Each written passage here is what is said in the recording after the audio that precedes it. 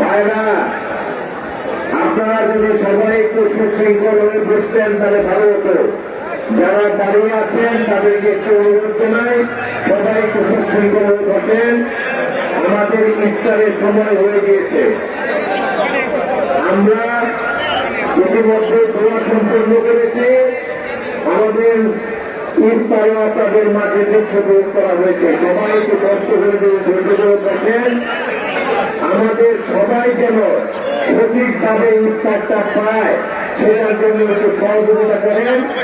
আমাদের পর্যাপ্ত ইফতারের ব্যবস্থা আছে, যথেষ্ট পরিমাণে প্যাকেট আছে। প্যাকেট ছাড়াও প্যাকেটের বাইরেও ইফতারের ব্যবস্থা আছে। আপনারা একটু দয়া করে বসেন। আমাদের মুক্তাগাছার ঐতিহ্য এটা। মুক্তাগাছায় যখনই ইফতার হয়, যতগুলো ইফতারের আয়োজন আমরা করেছি সবসময় ব্যাপক সংখ্যক লোক হয়। আপনারা দেখেছেন, আমরা এরকমই আশা করেছিলাম, যার জন্য আমরা স্টেডিয়ামে চলে এসেছি। এর আগের ইফতারগুলো আমরা যে জায়গায় করেছি এবার যে সেখানে সংকুলন হবে সেটা আমরা জানতাম। আজকে রমজান উপলক্ষে আমাদের ইফতারের সামনে রেখে চলুন আমরা সকলে আমাদের প্রাণপ্রিয় নেত্রী বেগম খালেদা জিয়ার জন্য দোয়া করি।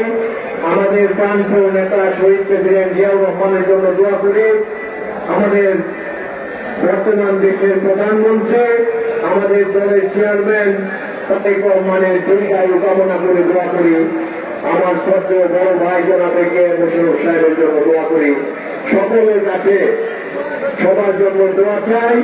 আপনারা সকলে সুশৃঙ্খল ভাবে ইফতারটা নেন, সেই কামনা করে আমি আমার বক্তব্য এখানেই শেষ করছি। সকলের কাছে দোয়া চাই। আসসালামু আলাইকুম ওয়া রাহমাতুল্লাহি ওয়া বারাকাতুহু।